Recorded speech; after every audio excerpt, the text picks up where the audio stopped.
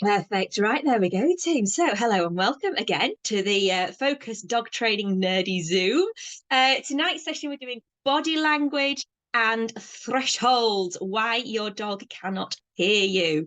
And I love it. I really do love it now, seeing so many people that I know and love already. Some faces that terrify me appearing tonight, who's grinning at me already. And some people who have not been with us live. So that is really, it's really very exciting to see. Thank you so much. So for those of you who don't know me, I'm Rach. I'm the owner and founder of Focus Dog Training and Bob and Pals Dog Walking. I describe myself as a force-free, science-based trainer, and I adore these sessions, sharing with you all that geeky knowledge that you guys are really interested in, but it's quite hard to find it, especially when you're talking to people. So you guys tend to be at the level of very interested owner, and you want that more information. It's great to share it. So these sessions are very informative. I like to give you all of the information that I possibly can do in these sessions. And I appreciate that raises some questions as we're going through. Tonight, we don't have Lauren with us again. She's out training this evening. So tonight, Lucy is being very kind and stepping into that role for us again. So if you have any questions, pop them in the chat function. I'll ask Lucy at the end. She'll collate them and verbally ask them, and I'll be able to answer them for you at the end. So there we go. Let's jump in then. Thresholds. What is a threshold? So in the context of dog behavior, a threshold refers to the point at which a dog's emotional or behavioral response changes. It's the boundary, like between the state of relaxation and calm and a state of stress, where things start to change. Essentially, it's the level of stimulation where, with positive or negative, at which their reaction then shifts. It changes from what it was to what it is. Remember, when we're talking in these sessions, stress can be either a good thing or a bad thing. Remember, I'm talking very scientifically when I'm doing these sessions. Our bodies have got a really similar physiological response to stress, whether it's good or bad. Stress and excitement, okay? Each point, it releases, our heart rates go up, our respiratory rate goes up, we get fizzier, we get more wheezy, and we have a release of adrenaline and a release of cortisol that comes into our bodies, right? Good stress is commonly referred to as eustress when it's experienced by our body. However, during the context of this, I'm just going to use the word stress just to make life a little bit easier as we're going through. And it's important for us as owners to know about our dog's physiological response to stress, because repeated spikes of cortisol mean they're likely to start having more sensitive reactions to lower level stress, right? So, oh, I've lost my face. Sorry. I had myself rolling and I've lost myself. So basically, when we cover this concept, we're going to cover it quite in detail when we come to the bucket and to trigger stacking. But essentially, as cortisol increases in our dog's bodies, their ability to cope with smaller stress, it's harder, and we tend to have more explosive and bigger reactions to things that they perhaps could have coped with previously if they didn't have this high level of cortisol in their blood, right? It's also, so for their health and well-being, right, we want to keep their triggers and their reactions low, so we have that lower amount of cortisol in their blood just for their overall health and well-being. It's also really important for us in the immediate moment, because as we're going to see as we get going, as our dogs go over threshold, they lose the ability to listen to us. They lose the ability to think and to hear and to respond to us as owners, right? Which means that their safety, our safety potentially, and potentially that of members of the public, that's compromised when our dogs go over threshold. And what we want to do as responsible owners is make sure that we're all as safe as we possibly can be. So in the moment, it's really important for us to be aware of where our dog is in the thresholds, so that we can be aware of it and we can help try and keep them all safe. So it's quite interesting that each dog has different thresholds and at different levels for completely different things as well, right? So it's completely unique to each dog. And as an owner, you guys will become the world's expert in your dog. The more you watch them and the more you spend your time focusing on them, you will absolutely become their expert. I am pretty darn good at reading dogs quickly because I've seen millions of them now. So there's that common theme that goes through, that you guys will be the absolute expert on your dog and knowing exactly when they're going to react, okay? I'm going to call the things that our dogs are seeing triggers. And when I use that word, what I mean is a thing that captures your dog's interest, that as it gets closer to us, they're going to want to interact with in some way. Okay, now that way might be a happy, fun, excited way. They might want to go and splash in the water. They might want to indulge in that chase sequence that we were talking about last week with the predatory motor drives, that chasing the bird. It's really good fun, really exciting, isn't it? And they might want to do that. they might see it as a more negative thing and they might be more worried. And so perhaps they might do something more like lunging and barking. But essentially, a trigger is the thing that made them want to interact with in the first place, okay?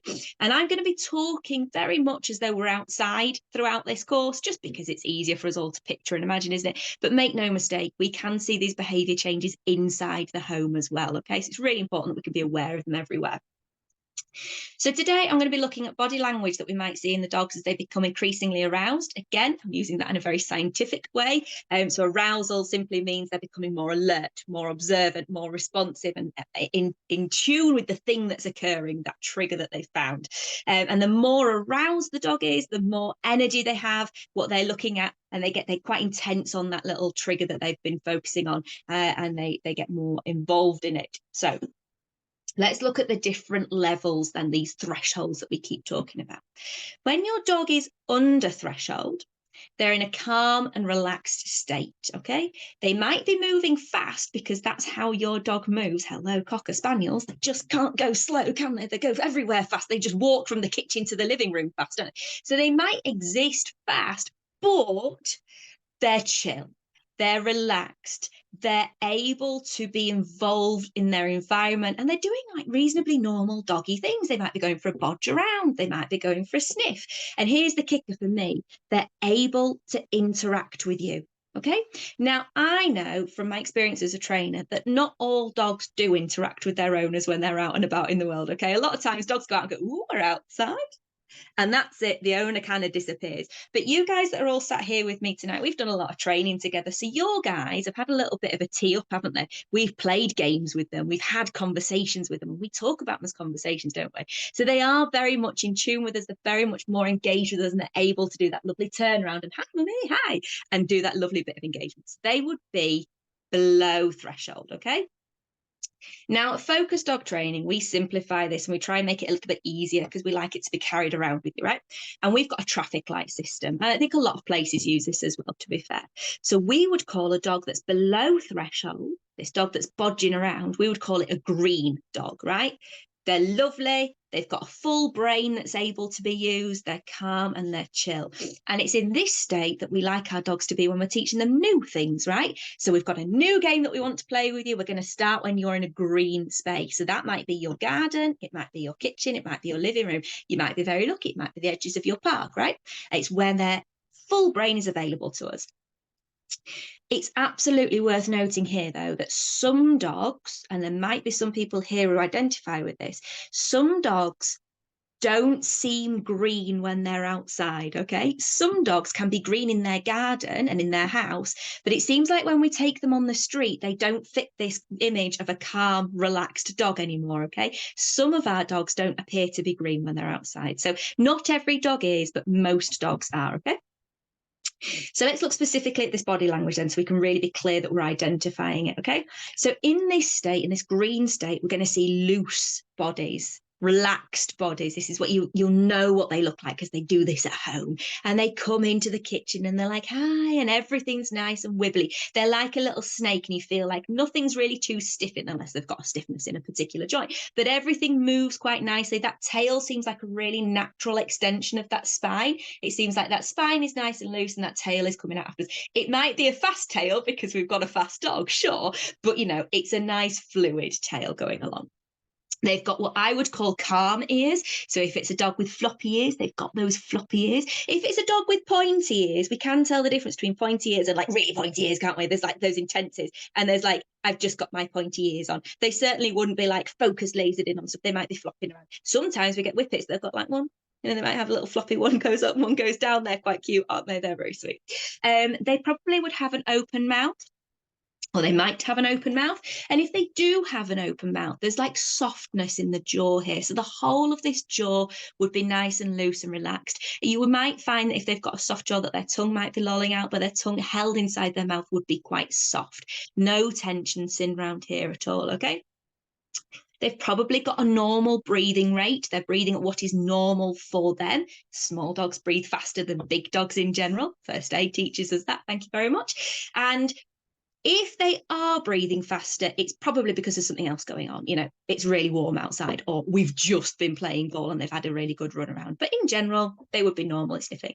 They're likely, the things that they're doing, they're likely to be sniffing and exploring their environment. We get dogs that really like going, oh, I'm just going over for a bodge over here. They're just chill billing. They're doing their normal way of being out in the park with you, okay? And they're able to take food from us at this point. If they're green, they're usually able to take food from us, provided we haven't brought something really repulsive to them and they don't like it because you've brought me a carrot and you know I don't eat carrots, that kind of thing. Most food, they're able to take it from us. And they're probably quite happy to engage with us so long as we're being reasonably interesting, okay? Now, you might think that this dog is happy and chilled because it hasn't spotted any of its triggers, any of these things that we were talking about that make it perk up and want to interact with it. But you might be right visually, particularly if, I don't know, we're in a really enclosed woodland area, or we talked about this a couple of weeks ago, didn't we? What about those dogs that appear from round corners and we just haven't seen them, right? So visually, you might be right, they haven't clocked it. But the vast majority of the time, we all know this, without delving into the deep world of scent work, right? We know, because it's really commonly said, that most dogs can smell a teaspoon of sugar in an Olympic-sized swimming pool. Yeah, that's mental. That's mental, right?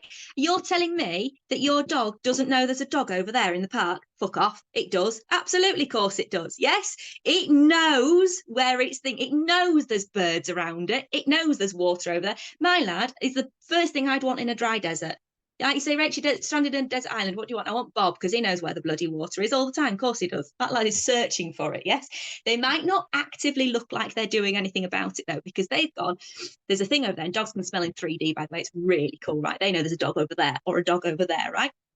They've clocked it. They've just gone, yeah, it's so far away, I don't need to do note about it. Or, yeah, the birds, yeah, they're not close enough for me to bother with. They know it's there, but they're not bothered. They've decided, so far away, it's all right. I don't need to do anything about it. Does that make sense? Really important that they do know that that stuff is there. They're not stupid. They're not walking around like this. They know it's there. They've just decided, not close enough, don't need to do anything about it. It's cool. Going to leave it there, right? However, if that thing, that trigger starts to get closer and that gap gets smaller, this is where we start to see those changes, right? Let's say it's a dog and our dog is worried by dogs. We're out about in the park, right? As that dog gets closer to us, they're going to move from being well under threshold to hovering around threshold, right? In our traffic light system, they would go from being green to being amber, okay?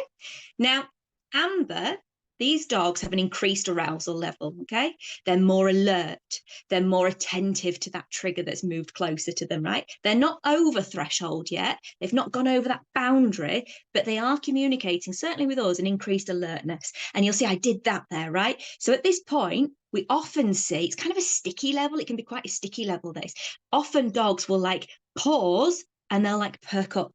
And you often see like those little chests start to come out a little bit because they've just perked up. They've just perked up. Those little ears, they might go from being floppy to what I call triangle ears if they've got floppy ears, yeah? If you've got those big pointy ears already, they like zone in, don't they? They like go dunk, it's there. It's there. And they point with their ears almost, don't they, to this thing that they're looking at, right?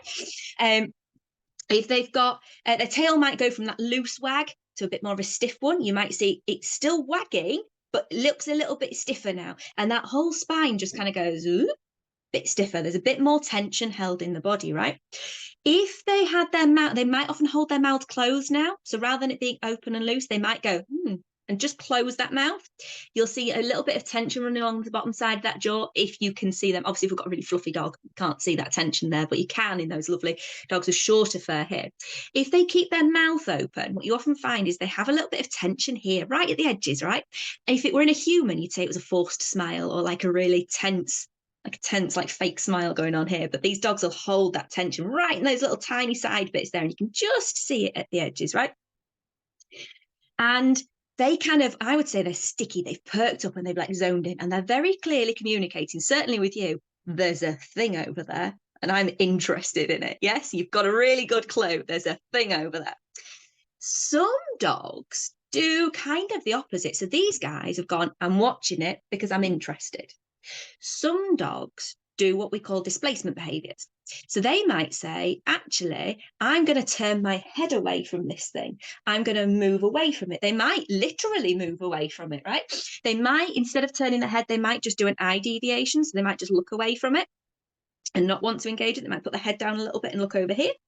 They might do things like going for a little sniff, and they might just put their head down and go for a little sniff, right? They might lick their lips or have a yawn. I'm going to be honest, those ones are hard to spot because often our dogs are in front of us. And I know a lot of owners go, well, I didn't see it because, of course, the dog's looking over here and I was behind him, and you don't see those lick lips. But if you're really nice and close, you often do see them. We can often hear them sometimes as well because, of course, that noise that it's making. Sometimes we get what we call whale eye, which is where we can see the whites of our dog's eyes, right? So most of the time, look at your dog next time they're coming around somewhere near you. You probably can't see the whites of their eyes unless they're like a basset hound or something like this and they've got droopy eyes. You mostly can't see it. But if you do start to see it, that's generally a sign that the dogs have kind of opened their eyes a little bit and they're looking a little bit worried, a whale eye there, right? So the dogs that are watching are kind of saying, okay, I've seen it. I'm keeping my eye on you. The other guys, they're going to say, actually, I'm just going to go over here. And if I don't engage with it, it might just go away. Yeah, it might just, if I just keep myself to myself, it's all right. It'll go away from me. Okay. They're doing displacement behaviors to make sure that this doesn't get any closer to us, right? Now, the amber behaviors, they're a little bit like a ladder, right? They can start out quite quiet, just a really little like, and then they bodge along and a little, and then bodge along, or a little bit of a head turn and they just bodge along, right? And what you'll find is as that thing gets closer and that trigger gets closer, those behaviors intensify, right? So we go from just having a little bit of a stick and a little bit of a look to a proper, like, I'm watching you, very clear display. We might go from just having a little bit of to having a proper, like, full-on sniff session, like I'm over here. But it's a really intense sniff session. It's not your normal, like, oh, I'm just bodging sniffing. It's a real, like, I'm having a good old sniff here, right? And it's really important to know that it's a ladder because when your dog is amber, they can listen to you, but they're going to need some help. It's harder. And the reason it's harder is because their brain is engaged on this trigger as well. They've not got their full brain available to us. They've got part of their brain is watching this thing that's coming closer. It's aware of it and it's thinking, what am I going to do about this? So they've only got part of their brain available to us, right? So when the dog is lower down that ladder and they're at the quieter behaviors, they're more able to listen to you than when they're higher up and they're them louder behaviors up here, right? They're having to give more of their brain space to the thing. So what I would say is they can listen to you, but have a think about what volume are those behaviors at? And also, what are you asking your dog to do? If you're asking them to do something that they find hard anyway, they're not going to be able to do it. They've not got enough brain space available to them. But if you're asking them to do something that they probably can do, that's quite interesting, isn't it? Because hopefully they'd be able to do it. They're more likely to do it down here, less likely to do it up here. Now, I'm a bit of a gambling girl. So what I personally would do when we've got a dog that's gone amber, I would assess the situation and I'd say, right, this thing that's coming at me is walking reasonably slow. Everything else looks nice and chill. I reckon I've got a little bit of time here. I'm going to give it a go. I'm going to give a recall a go. I might ask them, please don't recall your dog if they can't normally do a recall. Obviously, if the thing is difficult, don't bloody ask them to do it when they've only got half a brain, right? But if my dog can normally recall in a green world, I might go, yeah, that dog's coming towards me. I know they're interested in it, but it's coming reasonably slow. I'm going to give a recall a go. Give it a go. Have a bash at it, right? Give them a go. Fido here, right? If they come to you, fucking med up, right? Barrel that kid with it, whatever its reward is. If it's yummies, give it yummies. If it's the ball, give it the ball. If it's whatever it is, you're saying to that kid, you made a really bloody hard decision there. That was really good. I'm so pleased. Thank you so much. Really appreciate that, kid. Brilliant. If they don't come to you, though, they have not just gone, they have gone, I can't. I'm too busy paying attention to this thing, right? They're not being rude. They're not flicking the V's. They're not being horrible to you. They're not being defiant or stubborn or any of these things. They are just so involved in this thing that they couldn't do what you asked them to do. At that point, if that thing's still coming towards you, there's only one outcome here. It's going to keep getting up, right? We're going to keep getting intensifying behaviors, right? So what you're going to do is go get yourself involved. If your dog didn't come to you the first time, I'm a gambler, I'm not an idiot. I'm going to go and get my dog, yeah? Fido here. Oh, bloody hell. Never mind. Walk over. catch a hold of their harness, say hello to them, put a little treat in their head, and maybe come away. At this point, for you guys as dog owners going out with your mate, your goal here is to get your dog out of the amber situation back down to green. That's your goal, essentially, is to help them go, oh, okay, I don't need to be a funny sausage here. I can go over here and I can do some sniffing, and you can continue having a beautiful, really lovely walk with your dog, right? If I took the assessment and went, oh, this thing's coming real fast because it's a birdie and it's going real fast, and I think, I probably won't call my dog. I might just go grab it if I can. If you've got a chronic chaser of birds and it's a problem for you, sometimes it's not a problem, but if it is a problem and it's something that you want to stop, you might need to pop a long line on them. So, because if you can't get to them, you might need to just stand on that long line and then work your way down it and say hello to your dog at the end that way. Yeah. But your goal is to keep everybody safe and to go from amber down to green. Okay. If you are working on behavior change, as in you have a plan in place that says, I would like my dog to stop escalating when it sees this thing, this trigger, this dog, this whatever it is, then you would be working with it at a low amber level. You'd be working with it in those quiet amber behaviors. But please make sure you're doing that alongside a trainer who can make sure you're doing the right thing at the right time. Yes. If you're trying to bodge job this as you go, you're likely to end up causing a little bit of issues, but that would be where you would do your training. So if you've done any sort of training with us before, we often find that we go to those quiet amber behaviors, they've perked up, they've started showing interest, and we start doing some work with them around there. Okay, we've talked about though, what if that thing keeps coming towards us? It's likely to keep escalating, right? If that thing keeps coming in, chances are what's going to happen is they're going to go over threshold. Okay, so what happens if a dog does go over threshold, right? We'd call this a red level, and this is the point at which we're seeing those big behavior changes. Okay, at this point the trigger's so close that the dog goes, I need to interact with this thing. I can't not do it anymore. I've got to go and do it. Now, if unlike the amber level, right, this one usually includes a fair amount of fast movement. They've kind of given into the thing now at this point. Oh, I've got to go do it, right? If they've been staring at a thing that they think is fun, they've probably done all of this behavior and the staring behavior. And now they kick into, I'm going to go and play with that thing. So they're probably going to run away from you, and they're going to go, Bob would go jump in a stream, or, the world's most stagnant puddle that I didn't know was over there, but I could have probably realised was if I'd have just watched him close enough. He's going to go jump in that. They might go play with the other dog, or they might go say hello to the person because they really wanted to. They will not be able to come back to you at this point. Chances are they will not be able. There are some dogs that have practiced this enough and have got wonderful trainers that have worked with them through there, so they can listen even though they're really aroused, and they will be able to go, I'm middling through a chase, but oh, daddy called, and they can go back. But that was what I would describe as university level behavior, right? That's a dog that has been worked with very carefully through all of its stages. Most pet dogs are kind of just out of primary school and into high school. They're not at university level, bless them. We can't expect that behavior of most of our pet dogs unless we put the time and effort to training. Of course, we can do that, but at this point, no. They're unlikely to be able to go, oh, sorry, yes, I'm halfway through chasing a bird, but of course I'll come back to you because you called my name. They're unlikely to do that. If they're red, probably not going to be able to listen to you. You've lost your shot here, right? So if it's something where they're running away from you real damn fast, you probably ain't going to be able to chase them. If they're in a puddle, you're probably going to have to wait for them to come out of it. If they're doing something silly like playing and jumping all over somebody, you've got a choice here, haven't you? You may well have to just wait for that moment in play to stop. But then you'll think to yourself is it okay that they went red? Am I okay with them doing that? Yes or no? And if the answer is yes, then they can do that again. If the answer is no, I would really prefer if my lad didn't run away from me to go and lay in the mucky, stagnant water. You're going to have to catch them at that level where they can hear you. So when they were at amber, you're going to have to catch them there next time you go, I lost this round, it went red, that's on me, didn't watch the amber. Next time you're ready to watch that amber behavior, and you can do something about it next time because you know the consequence of not doing something about it, right? If the thing that they've been staring at is not the exciting thing, and perhaps it gives them a level of worry or a level of anxiety, right? Chances are at this stage, what we're going to see is more of the aggressive looking behaviors, and they're the ones that worry us and don't make us feel very nice because they're not very nice to hold on to, are they? So what you might see is dogs that snarl, that start baring teeth. They might start leaning forward, and then they may well start lunging forward. They might growl, they might snarl, they might bark, they might make bizarre noises, they might air snap, which is where they kind of like do an open mouth snap near to, but not actually on the dog or the person or the thing that's worrying them. They might just go for a little air snap.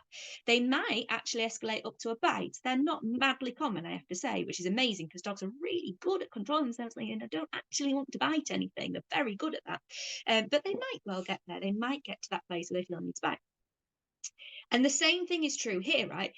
The same as the dog chasing the bird, this dog is very unlikely to be able to listen to you going, "Oi, Fido, stop, come here," because they haven't got enough brain. They're not being rude. They're not saying, "Ha ha, I know what you want me to do. I'm going to ignore you." They're saying, "This thing that I'm paying attention to is taking up so much of my brain, so much of my thinking that I can't listen to what you're saying. I can't do what you're asking me to do." Okay. So at this point, again, you've lost the game. It's all right. You've just lost the game. They've gone red. That's the level lost, right? If you need them to be separated from this, are going to need to get involved. Now, I am not advocating that you go shove your hands near bitey dogs. That's not a very good plan, is it? You can imagine what might happen there. But you might make the assessment that, I don't know, perhaps they're on a lead and they're barking at and lunging at a dog on the other side of the street, right? I'm going to try and get us behind something that's going to visually block us, first of all. Try and stand behind a bloody car, right? If you can stand behind a car and you can stop the access to seeing the thing, that often means that they're able to listen a little bit better. They're able to come down to amber. Remember, the goal here is to come down back to green, isn't it? As owners, what we're trying to do is just keep everybody nice and safe. So we're starting to come back down to green. So the first thing I need to do is go from red to amber, and then from amber down to green again. So I'm going to go behind a parked car, and I might throw some yummies on the floor because I know that'll put their nose down. I know that it'll give them a lovely sniff break. I know it'll get all of that energy out of them because it'll use that diaphragm. It'll be all nice and sniffy, gives them a task to focus on, and it'll help stagger them down while that dog keeps going on their walk, right? They go out of way for me. I don't need to do the one getting out of the way because I know that dog's on its own walk and it's going to do it for me. It's going to keep going, isn't it? Yeah. If I am stood there thinking, "Oh, we're all a bit close quarters here," I am very clear, and I introduce myself as a force-free trainer. So I don't really want to go applying force. However, I will risk assess a situation and I will say, am I going to stand here like a lemon for 5 minutes while my dog and another dog are doing this to each other on 2 short leads? Or am I going to say, actually, greater good here, bend down, catch my hand in that harness? Because for me, I'm always going to want to make sure that my hand is as close to the dog's body as possible. So I'm exerting as little pressure on it as I can do. That's my choice. I'm going to go, I might hold on to that harness and I might use a little bit of encouragement force to get them to come along with me. So I might just say, "Come on, Bob, this way." And I might have to do a little bit of lead, a little bit of harness plonking to get them to come along with me, to get them to a place where they're amber. And once they're amber, I can let go of them and then I can put them treats on the floor and stagger them back down again, right? I'm not going to use excessive force. I'm not going to go around kicking the dog or anything like that. I did see that once, genuinely terrified me. The dog went for Bob, and this man just went overboard and absolutely pummeled his dog. It was horrendous. But yeah, so I might well choose to grab hold of that harness and move them along with me. And as soon as I can do, I'll release them. Okay. My goal, though, is to try and make sure that doesn't happen to me again. My goal is to always say, I don't want my dog to go red, because when it goes red, first of all, it looks bloody dramatic. Second of all, I know it adds into that cortisol level that's going on. And third of all, I feel like it doesn't keep everybody safe. So I want to try and keep us green, ideally, amber at a push. Does that make sense? I'm going to always try and work us towards that green. I'm trying to keep us all as safe as possible, right?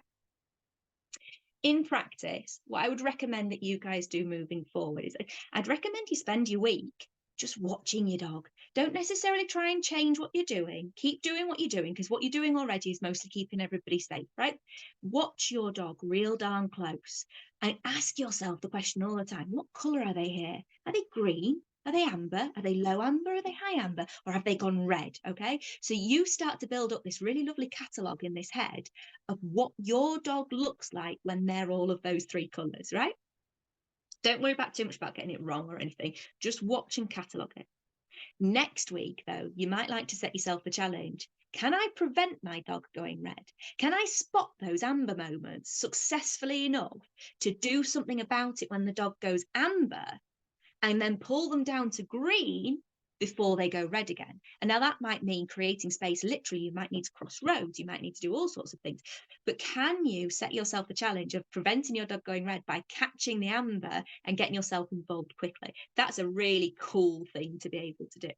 If you make the decision that you would like to change your dog's behavior moving forward, as in when it sees this trigger, it is able to cope with this trigger, and I can actually start not creating space and we can start actually walking past these dogs. If that's the goal that you would like to get to, that's a goal that you need to work towards with a trainer, because that's the time that we need to make sure we're doing everything on point, the right thing at the right time. Yeah.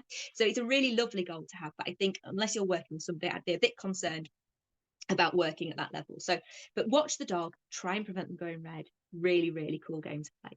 So I'm going to wrap up there a little earlier for me. I did it at 17 minutes past. Hurrah, hurrah, hurrah. If you have any questions, please chuck them into, I can just see one coming up there already, chuck them into the question group, and Lucy, I'm sure, will jump in now and ask me them. Okay, so the first question has come from Claire, and it is, are there specific breeds or other general ways to predict which will go over threshold faster, or is it totally individual to each dog? So I think, are there breed traits? So is there like genetically, is there a breed that we can go, oh, you're likely to do this? Okay. Well, we talked about breed like genetic traits last week, didn't we? The predatory motor pattern. So we can kind of predict sort of, I guess, in that respect, what they might find exciting, because that might be the thing that they were bred to do, right? So you might find that working dogs get really excited around the thing that they were, so Labradors around those balls that they like to hold, or Spaniels having the opportunity to bez around the woods chasing birds. Yeah, so that might be a little predictor there. But I think the true predictor would really be watching your dog, because certainly when we've had owners that have had, like, say, multiple, like, I've had Labs all my life, and they've had Labrador after Labrador after Labrador, and then all of a sudden they get what they call the curveball Labrador, the naughty Labrador. And it's really interesting because it's still a lab, it's still a dog at the end of the day. Its triggers are very unique and very different. It's just that they are more pronounced than their other dogs who maybe had lesser triggers in lesser areas. So your dog is always going to be the best predictor, because they're giving you that lovely body language as they're going through. But it might be, yes, that you can say, oh, you know what, I tend to find that, I don't know, Cocker Spaniels get really excited when they see birds, because it is a kind of a thing that they were bred to be doing.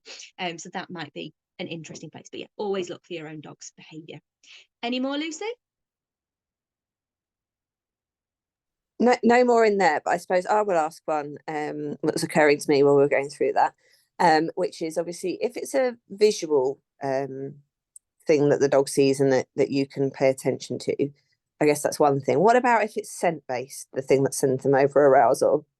I'm not going to lie, that is really hard. We've had this before. We've had this training. We had a Labrador, and she was so responsive, and we think it was the smell of cats, right?